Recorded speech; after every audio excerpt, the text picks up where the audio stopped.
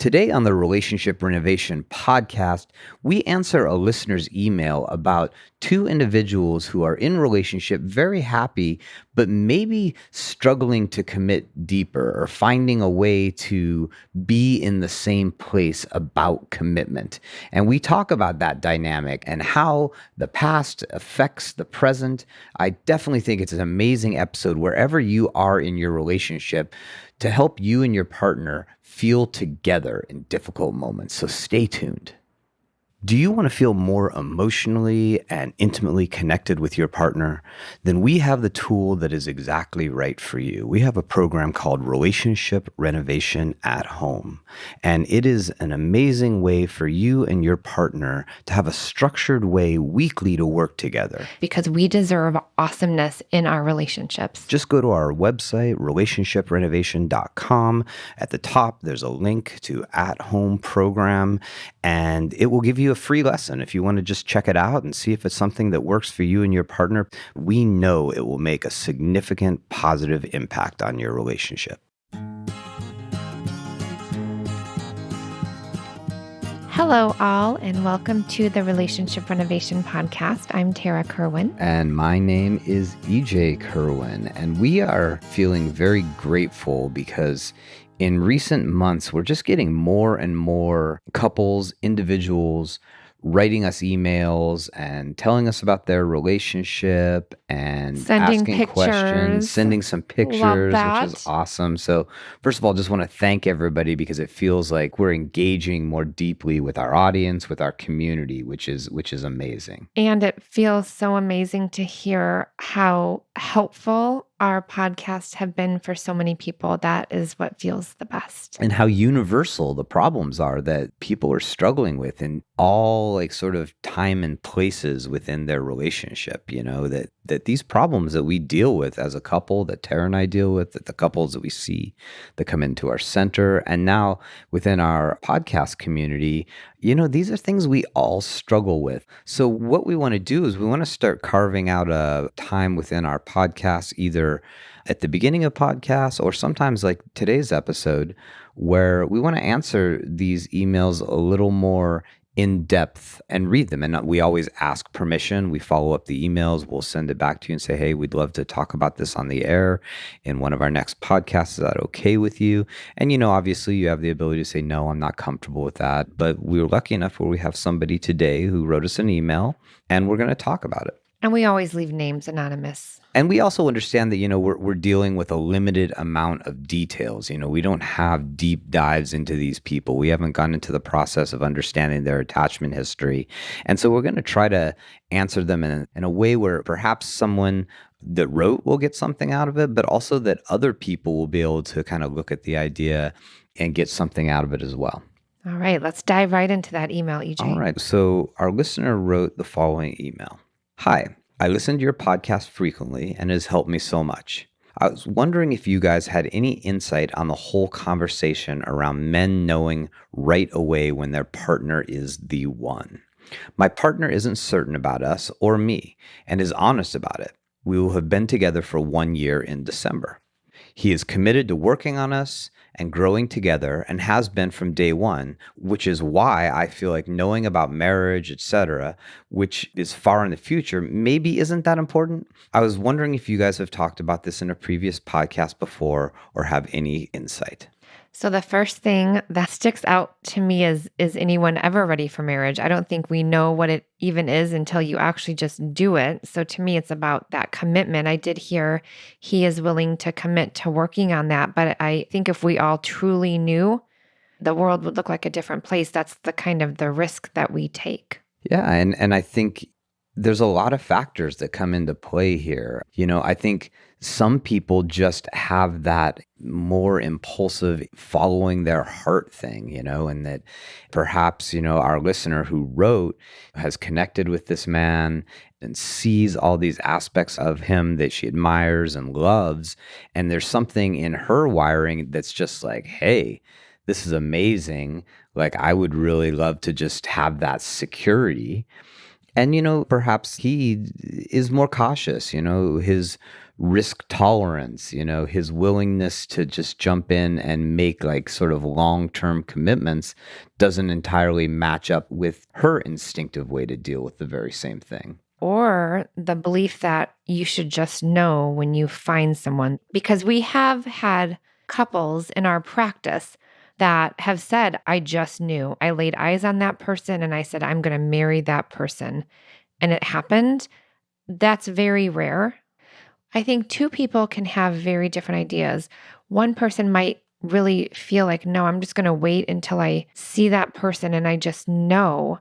But again, that's very rare in our experience. What's more common is that people just, they go through a great early beginning and maybe then they start going through difficult times and they get confident that they can manage difficult times together. And then that leads to a commitment. I think everybody just has different ideas around marriage and what it means to be married. And Well, and what I think, and it might be the case in this situation, is we tend to look at relationships isolated just within the context of just the time we've been together. And there are two big things that pop out to me that might be important for our listener who wrote the email to think about. And that's that, one, we're deeply affected by our childhood experiences, and that you and your partner had very different experiences probably when you were children, and your parenting was quite different. Your parents' relationship might have been quite different, and perhaps one of you came from a very stable relationship, and the other came from maybe divorced parents, and it doesn't necessarily work out as direct as like, hey, you had stable parents, so you're ready to jump in, and the other person is less. It could be the complete flip, that you had very stable parents and you just want to make 100% sure. Maybe he wants to be so sure because he doesn't ever want to go through a divorce. So understanding, one, that your early childhood attachments are going to affect how you attach even very early on in a relationship. And then the other is sort of the circumstances that are just immediately preceding when you guys got together. Because I think of a time in our relationship. Is it okay if I share something from pretty early on in our relationship? sure. So we connected very well early on in our relationship, but we were in very different places. You had been single for a long time. You'd had a lot of like long-term relationships, but you came into it in a very different place than I. Like, I had just gotten out of a marriage. And I remember when we decided to move in together, I also had two young children. I remember we rented it, and we had this like underlying conflict that we didn't totally know and weren't able to talk about in a deep manner, in that Tara was just like she was in there cleaning the place and was just like so excited to sort of like begin this. I got the bunk beds. I remember Got the everything. bunk beds. I mean, she was amazing and I appreciated it and I loved it. I even got the station wagon. You Okay, got a continue. station wagon as well. And you sensed my apprehension even around just like getting the new space together. And it was really, I think it was hurtful for you. I think it was hard. I would agree with that. Yeah. And it had nothing to do with how wonderful I thought she was and how connected I felt with her and how I really wanted to be with her and meld our lives. But it was just like we were in such a different place. You wanted to make sure your boys were safe. I had some other concerns for sure, for sure. So I think it's important for you to have these discussions with your partner, and having the ability for maybe the individual who wrote this to, in a curious way, be able to understand more deeply the apprehension or ambivalence that our partner is having about long-term commitment. And I think also assessing like risk tolerance. Big time, yes. Right. Talk And about that, Tara. Tell us about that. some people take risks and some people are way more cautious. To me, people who kind of have that difficulty making a decision or needing to know like 99.9% this is going to work out, those to me are people who are a little bit more cautious for probably many reasons. And it could just be that's how they were born as well, just more cautious, more thoughtful, needing to have all of the information, all of the data, versus like me, I go with my heart. It feels really good. I've had lots of dating experiences in my life, and I just knew internally, like, EJ is the person I want to be with. And it was a different feeling I had had. I didn't need to collect all the data. I didn't need to just know. I'm more of a risk taker for sure, Yeah. which is why I moved in and got the bunk beds and got the station wagon probably all in a weekend. Well, and what's interesting for this couple is the fact that, this is maybe the first bump they're hitting in this difference in how they make decisions. But there's probably a decent chance that as they stay together longer, this will repeat, but in different ways. It might be about buying a house together. It might be about having children together. It might be about what school your children go to. You will make decisions differently than your partner.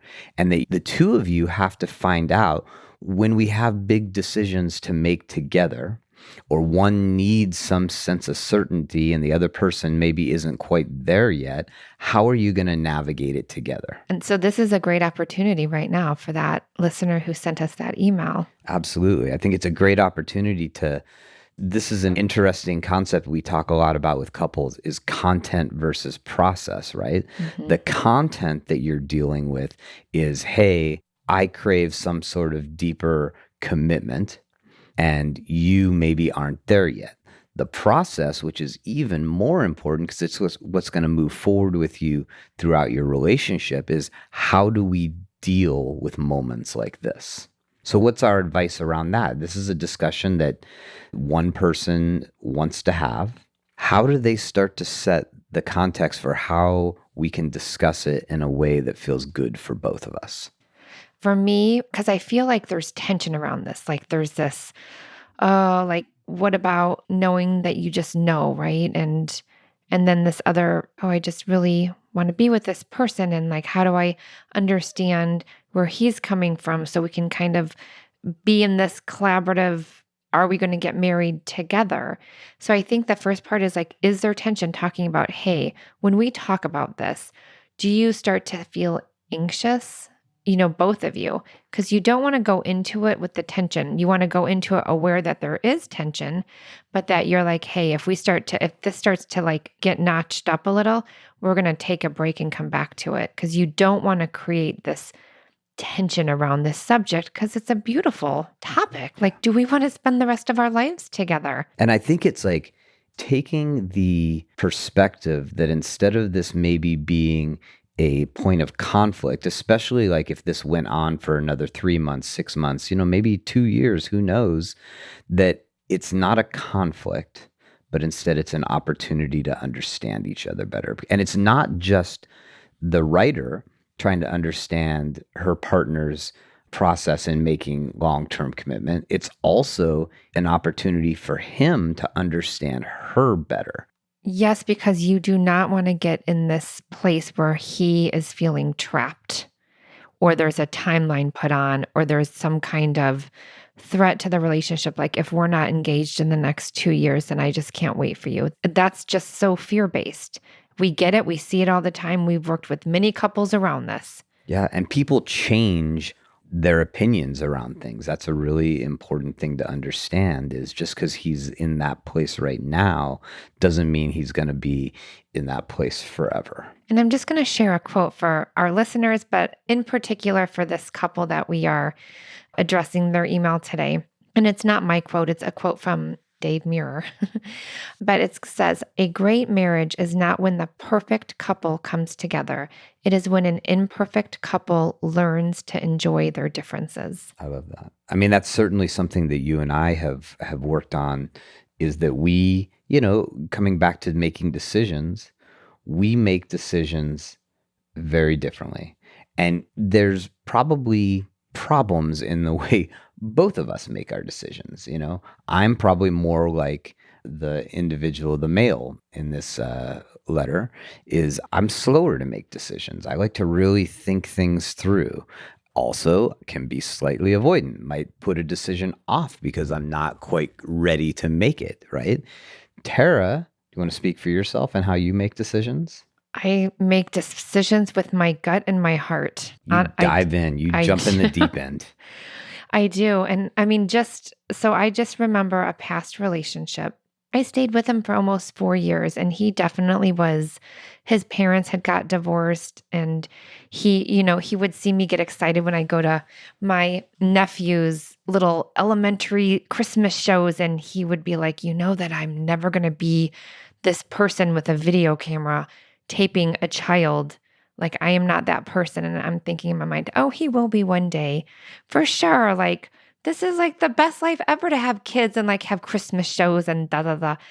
And I just remember like 3.5, 4 years going in, like he absolutely was not ready to make a decision around a longer commitment. And I just, at that time, I couldn't hang on anymore. And I had a boundary for me.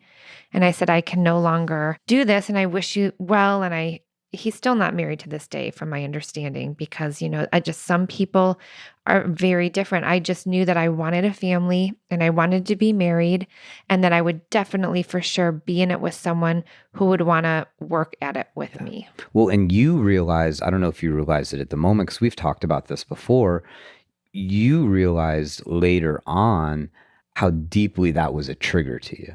That when people are ambivalent, that it triggers something in you that doesn't necessarily just have to do with that moment of ambivalence that you're dealing with. And this is where attachment comes in, right? You have a more avoidant attachment, and avoidant attachment definitely attracts anxious, preoccupied, which is me.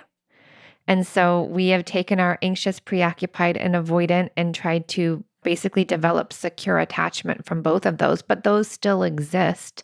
And if you look at them and understand what they are, it can start to make so much sense. But if you don't, my anxious, preoccupied makes your avoidant get stronger, and your avoidant makes my anxious, preoccupied get stronger, then that's when it becomes a disaster. The book Attached is amazing. Absolutely. We'll put that in our show notes. Yeah, that's a fantastic book to understand how attachment, early childhood attachment, has pretty profound effects. And what we've tried to do, and we try to help couples do, is we try to help you guys move towards the middle. If Tara's out on one side of it and I'm out on the other, we've learned how to move in towards one another in intimate moments, but also just like commonplace moments. Like, I've learned to really respect, trust, and admire how Tara makes some decisions or sees things and then just like is like, let's go with it. And I see the strength in that. And so just in a very like small way, like we have this new space that we're decorating. It's for our new company, Relationship Renovation, Media Coaching and Consulting. And she saw this desk for our front room, right? And it's this big, like really beautiful desk. It's pretty expensive.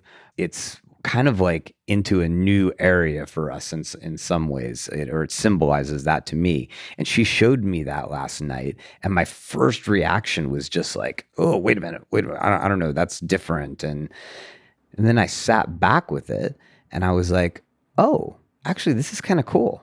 This is so different than I would have ever thought of. And actually, her gut in seeing that, she's seeing something that's like a new doorway for us.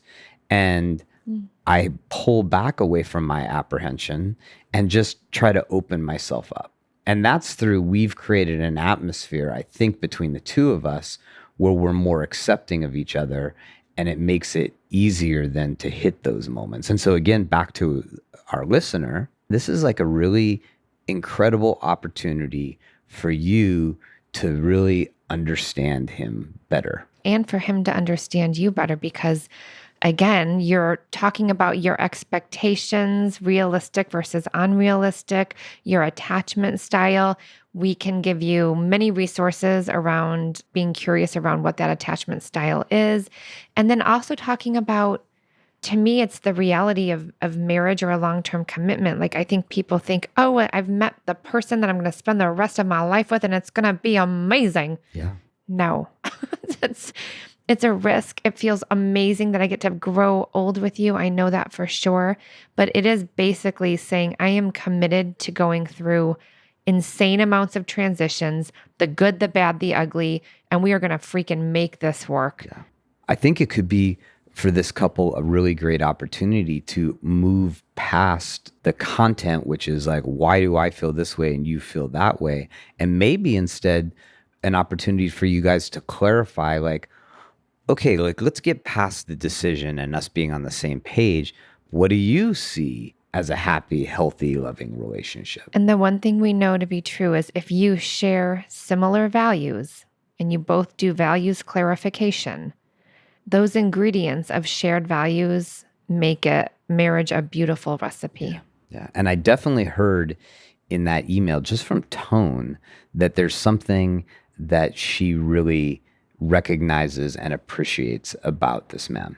One thing she said in like almost the first sentence is that he's been committed to kind of working on them from the very beginning. And so, Love that. yeah, she's like identifying a really positive aspect of him that sort of gives maybe her the confidence to be with the fact that maybe they're not exactly in the same place as far as seeing the future yet, but she sees values that he has that lead her to believe he's worth sticking around for. Can I just share a metaphor that I share with a lot of individual and or couples who are trying to like make a decision? I kind of give this visual of like, okay, so you're standing on the cliff and in front of you is like all these woods and you hear wild noises and it's also beautiful. And then, at the bottom of the cliff, you see like velvety clouds you could land on, but you also don't know if you would fall through those clouds. And you got to just make a decision, because the more you stand there waiting, you will make yourself crazy.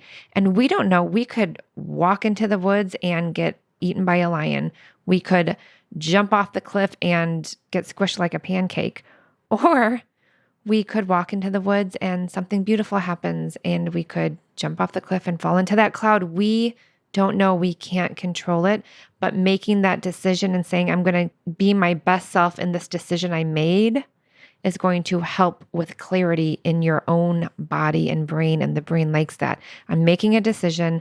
I can't say it's the best decision yet, but I'm going to go in with eyes wide open and try to be my best self during this decision that I just made. Otherwise, you have that buyer's remorse. Oh, shoulda, woulda, coulda. No.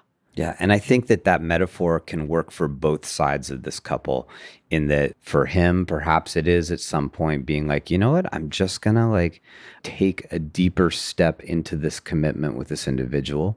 And for her, it could be, you know what, I'm just going to stick where we're at right now. Like this like little bit of indecision is something that I'm willing to take a step into indecision for a while and see where that leads us, So it's not necessarily one thing or the other, but in a lot of ways it's about the moment. Is like, what is my intention in the moment with this person, that I'm willing to take a little bit of a risk. I'm willing to be vulnerable right now. Yes. So, I hope some of this feedback was good today. We would love to hear an update if Yeah, after you absolutely. listen to this episode, and then we can share that update. Again, it's vulnerability, it's curiosity, it's about the process, not the content. You're just exploring each other's own unique differences and ways you make decisions. And that's the beauty of being in a long-term partnership. You get to appreciate each other's differences, because if we were the same, that would be boring. Absolutely. So thank you so much to this listener for writing in and sharing in a vulnerable way what you're going through. Thank you to all of the listeners who are sharing their experiences. Again, we'll bring some of this into actual podcast episodes, but if not, we also do answer them via email as well. So thank you for being members of our Relationship Renovation podcast community. And we just ask that you please right now maybe go and write a review of our show on wherever you listen, whether it's Apple or Spotify or whatever podcasting platform. Give us a review. It just really helps us sort of get in front of more and more people and help as many people as possible to have the loving, healthy, securely attached relationship that they want and deserve. Yes. And as always, take care of yourself, take care of each other. Like EJ just said, we deserve amazing, awesome security with ourselves and with our partner. Absolutely. Bye-bye. Me and you just singing on the train. Me and you listening to the rain. Me and you, we are the same. Me and you have all the fame we need. Indeed. are we